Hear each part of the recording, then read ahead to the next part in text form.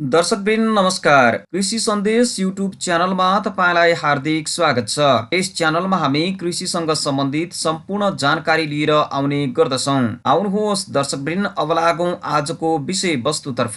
दर्शकवृन्द, आजको भिडियोमा म तपाईँहरूलाई रुद्राक्ष के हो, रुद्राक्षबाट कति कमाउन सकिन्छ, रुद्राक्षको खेती कसरी गरिन्छ र यसको बिरुवा कहाँ पाइन्छ भन्ने बारेमा जानकारी गराउँदैछु। कृपया भिडियो अन्तिमसम्म हेर्नुहोला। यदि तपाईलाई यो भिडियो मन पर्यो भने लाइक, कमेन्ट र सेयर गर्न सक्नुहुनेछ।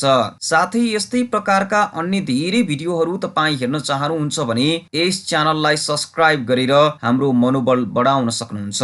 दर्शकवृन्द, अब कुरा गरौँ रुद्राक्ष खेतीको बारेमा। रुद्राक्ष नेपालको तराईदेखि झण्डै 1800 मिटरको उचाइमा पूर्वदेखि पश्चिमसम्ममा खेती गर्न सकिन्छ।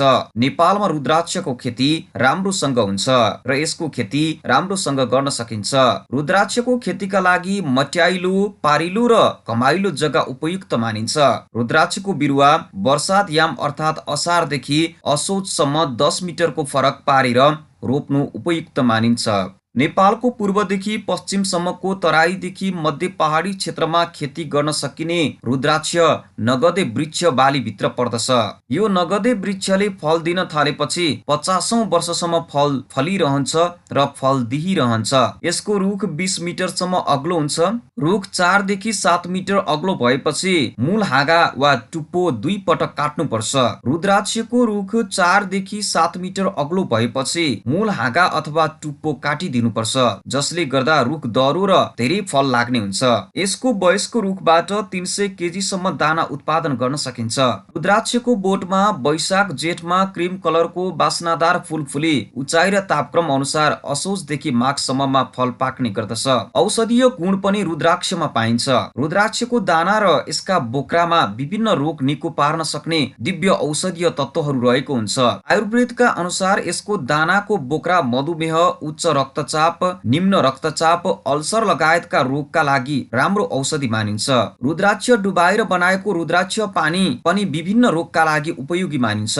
खास गरी पेटको रोग, पुरानो घाउहरू, रक्तचाप, मधुमेहका लागि रुद्राक्ष पानीको प्रयोग गरिन्छ। मानिसको पुराना र निको हुन नसकेको घाउ खटिरामा राम्ररी पाकेको, नकुहिएको र नमकाएको सफा र गहकिलो दाना घोटेर यसको लेप बनाएर लगाएमा यस्ता घाउहरू चाँडै निको हुन्छन्। त्यसै गरी कुकुर, बिराला तथा गाई बस्तुको खुर कुहिने, जोड्नी तथा खुट्टाहरूमा घाउ खटिरा आएमा यसको लेप लगाएर कपडाले बाँधिदिए चाँडै निको हुन्छ। थेरापी तथा अकुपञ्चर जन्य प्रयोगका लागि सोफा सेट, सवारी साधनका सिट कभर, सिरानी, तकिया, मेडिटेसन म्याट जस्ता सामानहरू बनाएर समेत रुद्राक्षको प्रयोग गर्न थालिएको छ।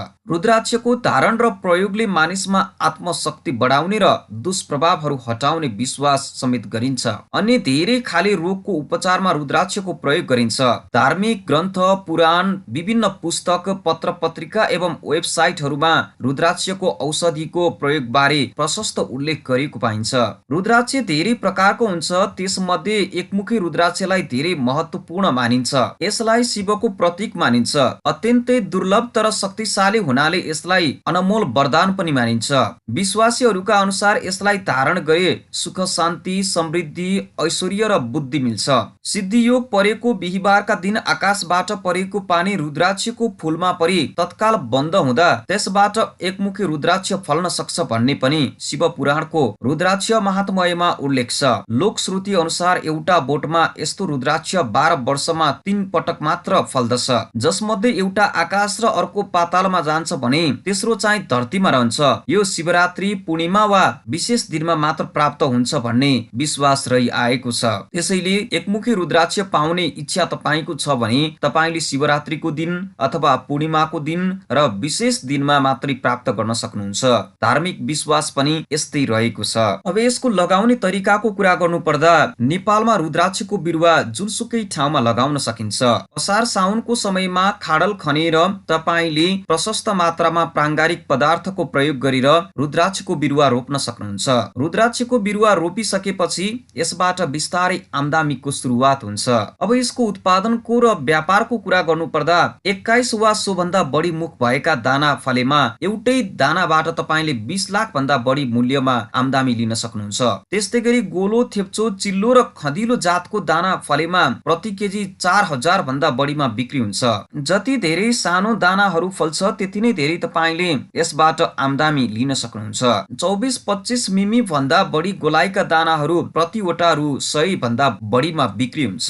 यसबाट पूर्वी नेपालका केही किसानहरू र खास गरी युवा वर्गले धेरै आमदामी गरी जीवनस्तर उकास्न सक्छन्। त्यसैले नेपालमा यसको खेती गर्नु जरुर छ। नेपालका विभिन्न क्षेत्रमा उत्पादन भएका दानाहरू काठमाडौँमा प्रशोधन हुने गरेको छ।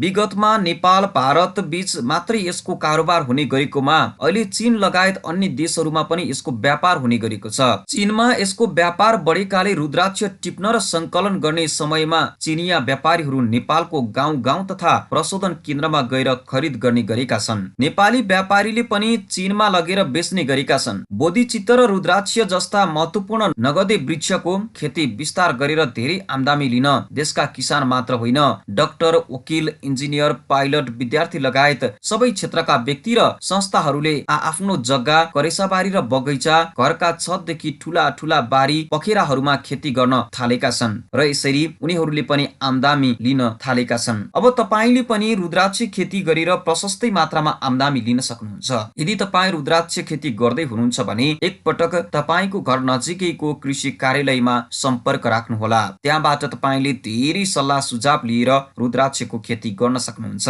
र यसबाट तपाईले धेरै भन्दा धेरै आमदामी लिन सक्नुहुन्छ। तपाईँ पक्कै पनि एउटा सबल कृषक बन्न सक्नुहुन्छ। तपाईको दैनिकी जीवन रुद्राक्ष खेतीले परिवर्तन गरिदिनेछ। दर्शकवृन्द, तपाईलाई आजको भिडियो कस्तो लाग्यो? जस्तो लाग्यो त्यस्तै कमेन्ट गर्नुहोला। यदि तपाईँ कृषिसँग सम्बन्धित अन्य यस्तै भिडियोहरू हेर्न चाहनुहुन्छ भने यस कृषि सन्देश युट्युब च्यानललाई सब्स्क्राइब गर्नुहोला। साथै नजिकै रहेको बेल आइकनलाई पनि दबाउनुहोला। धन्यवाद।